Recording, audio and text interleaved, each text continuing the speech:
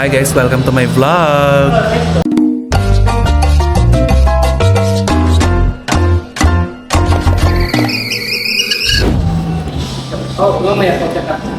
Lunch. Vlog. Ha? Oo. Vlog. Ha? Maganda. Pang action camera. Okay. Kain tayo guys, lunch. This is part of my daily vlog. Wala si Karen nandun nakikipag-usap sa HR. Ewan ko ano na naman nangyayari. Mamaya alamin natin kay Kara. Sino nagbabantay sa ospital sa lolo mo? Si Mami. Ano pa lang naman yung check-up? Sana nga hindi ma-confine. Kasi pag na-confine, madugo na naman tong ano.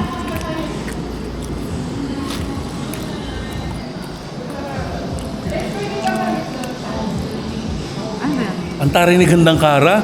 Hindi mo na siya kailangang imbitahin ngayon. Kumakain na siya ng kuso sa pagkain ko. Hindi, ikaw lang kumain ka lang. Ang taray, parang hindi ko natandaan na, kain tayo.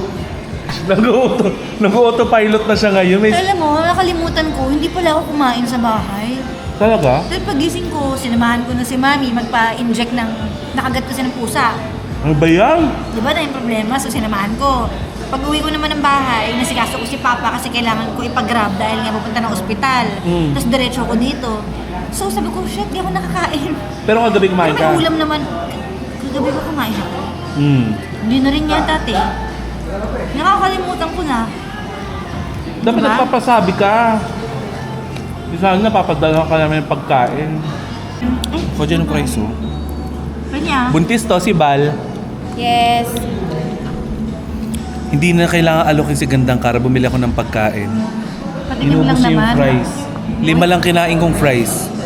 Tongjo. Hindi pa daw siya kumakain mula kagabi. Kagabi? Lasang ano siya no, niyog? Okay na sa'yo na. Hindi mo bet, no? Hindi masarap. Hindi masarap. Pero yung fries, hindi mo tatantanan yan. Sa'yo na yan. Record. Ang dami na namin sinabi, hindi pala naka-record. Shit. More than 5 minutes na yon. Oh, ito may tanong ako kay Gandang Kara. Isang araw, nagkaroon ng global glitch. Tapos, nagising tayo. Global glitch. Tapos, nagising tayo na yung pamilya mo pala, yung lahat ng meron ka ngayon. Illusion lang lahat. So, nagising ka sa ibang pamilya. May ganyang movie. What if hindi sila yung lolo't lola mo? Malulungkot ako. Tapos makikita mo kapitbahay mo lang sila. Tapos ano yun? Yung kapitbahay mo sila pero ninineglect sila ng kapitbahay ng pamilya nila. Ampunin ko sila knowing Pero may pamilya ka ha? Okay lang. Ampunin ko sila. Tapos dalaga ka pa. Okay lang din. Basta napamahal na sila sa akin eh. Di ampunin Mahirap ko sila. ka. Nakikita mo yung lola mo. Ano pala, Gagawa ko pinupukpok pala ng tabo ng kapitbahay. Hindi mo ka mag-anak. Pupuntahan ko yung kapitbahay, reklamo ko nung gawin palaban ako. Hindi ako payag ng mga injustice. Ay, sa bagay, kagagaling mo lang sa HR. Paano kung parehong love life mo at pamilya mo ang nagturo sa'yo na magkimkim ng sakit? Parang wala ako. Wala ko. Sagutin na. Paano? May mga bagay kasi na hindi mo control na eh. Minsan, wala ka ng choice. So, pag ganun yung nangyayari, yung halimbawa, hindi mo na kayang lumaban dahil, halimbawa, yun din naman ang ending. Hindi ka naman mananalo or sakit din naman yung mapapala mo. Pag ganun, inaano ko na lang eh, pinagpe-pray ko na lang talaga siya. Yung wala ka nang pupuntahan, kundi prayers na lang. Tapos, pinipilit ko na lang na huminga, tapos wag na lang lumaban. Tapos iniintay ko na lang na naniniwala kasi ako na may timing lahat ng bagay at may kapalit. Kumbaga, pag dumating ang time na sobra ka nasaktan, yung mga taong nanakit sa'yo, aanihin naman nila yun eh. Diba? Paano kung araw-araw mong pinipili siya pero isang araw pinili niyang bitawang ka? Masakit yan. Masakit yan.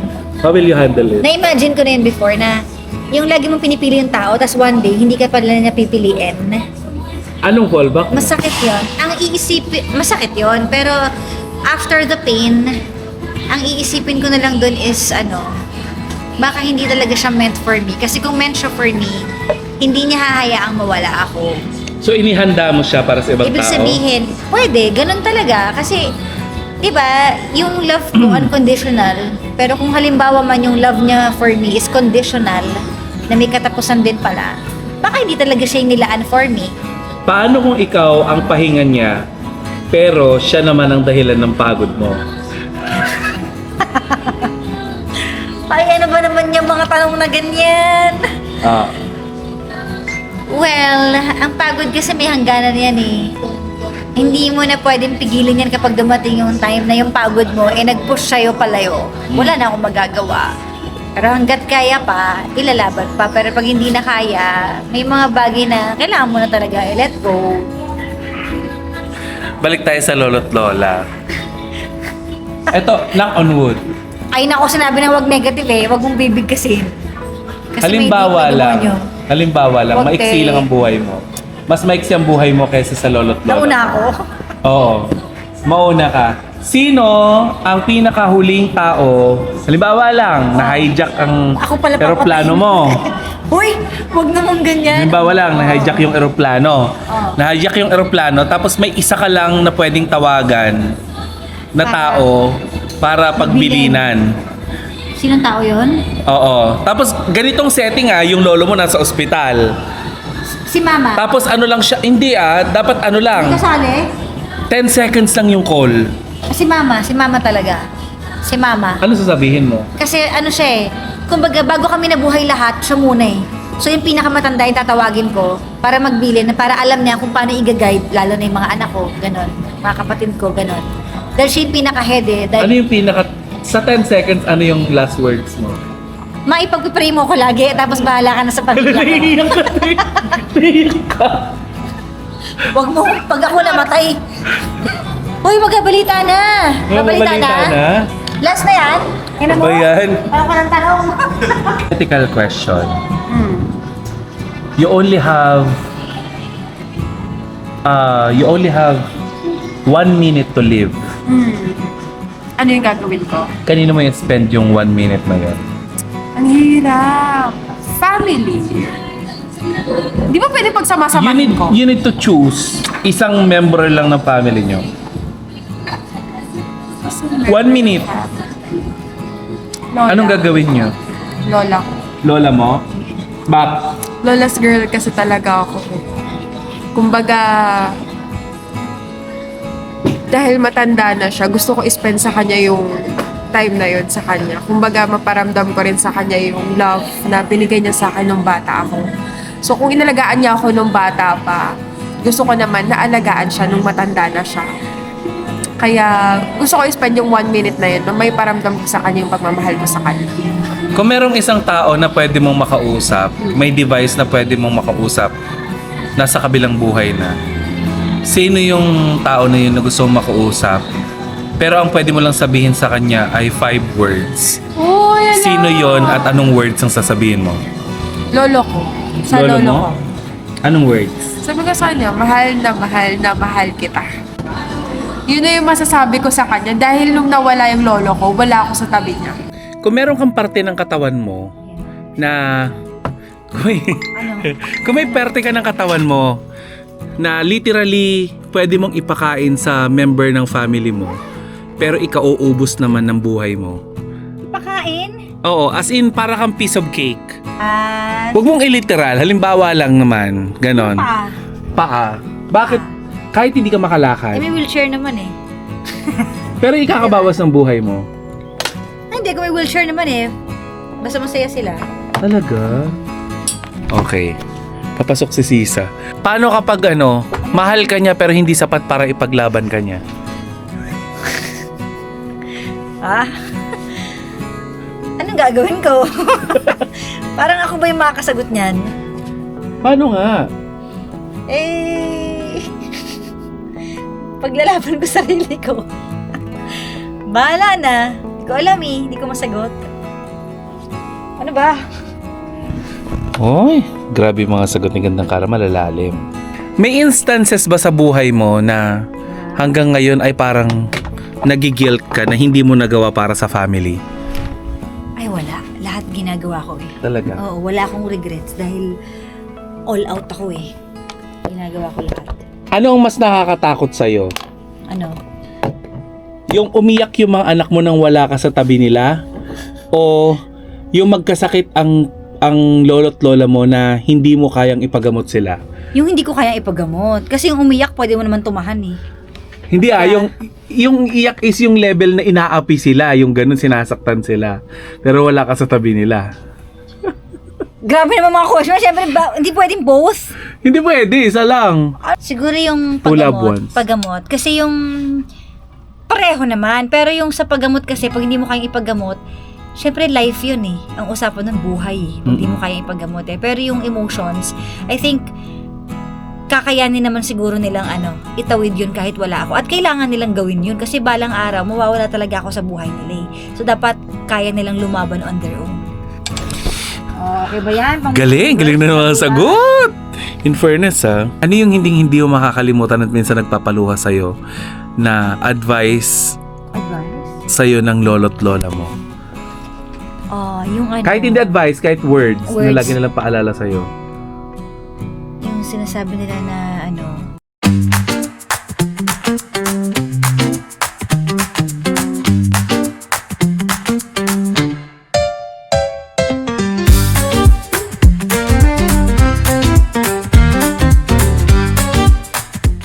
Nini, ganun ko si lola ko eh. Nini, sabi, may tumatak kasi sa akin, sinabi sa akin ng lola ko eh. Ano? Na sabi niya, okay ba kayo? Sabi niya, Nini, ang dami mong awards, ang daming fans, ganyan. Tapos, bakit madami ka pa rin problema? Kahit madami kang awards. So, parang, nag-isip-isip ako, oh my God, oo nga, So, parang, gusto niyang isabihin sa akin na, kahit anong kaligayahan mo, mawawala yan. At all the material things na meron ka ngayon, mawawala yan. So, parang pinaparealize sa akin na ano yung mahalaga. Mag-pray ka lagi, Nini. Ganun siya. Mag-pray ka lagi. Huwag kang makakalimot. Dapat yung faith mo nandyan. Yun dapat ang number 1 daw na priority ko. Hindi yung mga kung ng bagay. Kasi lahat daw yan, iiwan ako. But can you imagine tomorrow without your lola at lola? Ay, sinabi na huwag magtanong. Halimbawa lang naman. Kasi lahat naman tayo. Wala namang ready. Lahat naman tayo papunta sa ganon. Pero hindi.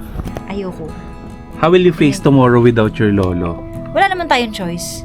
Sa totoo lang, wala naman tayong choice sa ganyan eh. Pero, hindi ko alam. I don't wanna answer that. Paano pag dumating yung araw na wala ka nang dadalawin sa Batangas? Alam mo, kanina ka pa. Ayoko sagutin. Ayoko nang ganun. No! Ibang question na lang, te. Hindi nga. Kasi Ang ako, question na nga. alam ko iniisip ko no, lalo nung nagkasakit si mami, what if dumating yung araw na, Di ba, bababuhin ng mama mo? wala akong pasok ngayon. Paano kung uwi ako ng Bulacan? Ay, oo nga no, wala pala akong nanay na. Yung Kaya ganun. Ikaw ba? Kaya ikaw, lagi kang umuwi. Dumalaw ka lagi. Hoy, alam ng nanay ko na kahit di ako umuwi, well supported ko siya sa mga bagay na Pero makakapagpasaya sa Iba pa kanya. rin yung presence mo. Believe me. Gusto yun ng mga matatanda, yung presence natin. Kaya dapat, every Saturday, nandun ka na. Ugali mo. Alam ko Oo. yung style mo ko sa mga ganyan. Ginagawa niya akong magnet. Hindi, pero totoo, di ba? Marirealize mo yun. O back to you kayo ngayon. Ikaw. Ay, hindi. Kasi ako Ba't ka umiiyak kahapon? Ay, mamaya na lang. By this time na sinushoot namin to, na-upload na yung yung vlog na yun. Na nagkikwento siya. Kasi, tama ba yung pinagkikwentohan niya? Naghahabilin yung lolo mo? Hindi, kasi emotional siya, oo. Dahil, sweet sila ni mama tsaka ni papa. So, parang lately daw, hindi siya na tinatabihan matulog, ganyan. Gusto niya kasi tabi pa rin sila. Oh shit, kaya ka naiiyak. Bakit? Kasi, kakwentuhan mo si Pajak. Huh? Oh, gusto mo din ng ganong kind of relationship. Loka-loka! May! Gusto ko ng ganong relationship pagtanda ko, yung kagaya sa kanila. Tingin mo aabutin kayo ng ganon, ni Papa Jackson? Hindi ko alam. Tanong mo sa kanya. Hoy, raw vlog to hindi, wala tong mga Pag ito, hindi mo edit out. in-edit. Hindi ba't may edit out? Hindi ko alam. Only time can tell. Hmm. Ang galing.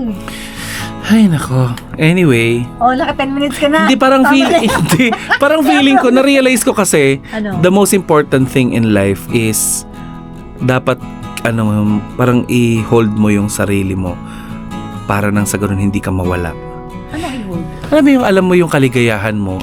Kilala mo yung sarili mo kung ano yung magpapaligaya sa'yo kasi para hindi ka maligaw. Oo. Kagaya sa'yo, para kang DJI Osmo, DJI drone, Oh. na automatic alam mo kung saan ang home mo. Oo. Kung saan yung uuwian mo, sino magpapasaya sa'yo, which is your lolo't lola, your Tsaka home. pag-advise, lola ko Talaga? talaga. Nothing beats. The Jet to Holiday. Hindi, pag-advise talaga, lola ko talaga. Ano siya mag-advise, hindi siya mahaba magsalita. One word lang. Talaga. At minsan, Bible verse lang. Matalinhaga. Bubukas lang siya, o basahin mo. So, hindi na galing sa kanya yung advice. From the Bible. Sabi ko, okay. So, biglang wala na akong maisagot. Mapapaisip na ako bigla. Oh, so, oo nga, no. Tingin mo ikaw ang magdadrive ng buhay mo? Oo. Ngayon pa lang, ako na nag-drive ng buhay ko, tsaka buhay din ng iba eh. Para sa lahat. Mali. Hindi dapat ikaw nagdadrive ng buhay mo, kaya nga pinapasagot sa'yo ng lola mo. Kaya nga, kaya nga pinapabasa ng lola mo sa yung Bible eh. Kasi Ano mag-drive? hindi ikaw magdadrive ng buhay mo. Let God drives your life. Oo naman. Nakakala ko yung kung may ibang taong You're so evil. Hindi yun ibig ko sabihin, loka-loka ka talaga. Ikaw ba nag-drive ka sa iyo? Hindi. Hindi syempre. So, May mantra din ako. Anong mantra mo? Leave it all to God, gano'n. Leave it all to God. Gagawin ko lang kung ano yung ginagawa sa akin ng Ako ibang din tao. minsan, alam mo, Uy, gusto ko hindi yun. ko nga alam kung parang may connection. Kasi parang months ago, nag-pray ako na alisin niyo po yung mga bagay na hindi okay para sa akin. Hala, Gagi. Eh, unang... Tapos, kayo na po yung bahala kasi madalas akong mag-anxiety, umiiyak. So, sige po, isusuko ko na lang. May ganun ako. So, hindi ko alam. Hindi ko alam. Parang pinag-pray ko na ano eh. Di ba may problem? May ako nun eh. Gusto ko mawala yung sugal sa buhay ko. Hindi ako nagsusugal Pero di ba Tapos damay ka, tuloy pati ako, nawala ng podcast. Teka lang. Dahil sa prayer ko. Di ba may mga sugal tayo na-endorse dito? So, parang nagkaroon ng time na, basta nagkaroon ng something na may naipit ako sa sitwasyon na kailangan ko ng promote, ganyan. Iniyakan ko yun, alam mo yan, iniyakan ko yun. Sabi ko, ayoko na. Kasi nag-inom pa kami. anything about the sugal, ayoko ma-connect. So, pinag-pray ko talaga yun. Tinan mo, nawala lahat. Wala na ngayon, kahit isa. Sabi ko, answered prayer. Palitan na mas better, mas innovated, and with God's will and God's Basta, yun lagi kong sinasabi, in every rejection, that's God redirection. In every rejection, Buti that ba si Jolene God's kasi mayaman, di yan ang problema eh. Oh. Pero pag mayaman ka, di ba maaga ka namamatay? Thank you so much guys for watching this vlog. Please do subscribe my YouTube channel and please subscribe Choleng's Corner. Ayan, si Choleng's Corner ay meron din siyang hindi ko alam kung yun ang pangalan ng vlog niya. Yun ba? Choleng, hindi. Pinangunahan niyo na? Kasi ikaw nagpangalan sa akin, di ba? O ako naman nagpangalan sa kanya, Choleng. Choleng. So follow niyo po itong aking YouTube channel. Sama niyo na din si Gandang Kara para madagdagan naman yung 1 million. Ay, mag-upload ako mamaya nga. Ilan na followers mo sa YouTube? 1.4 3? na. 4? Okay. 1.4 million. Gawin na natin 4 million yon, ha? Anyway, bye!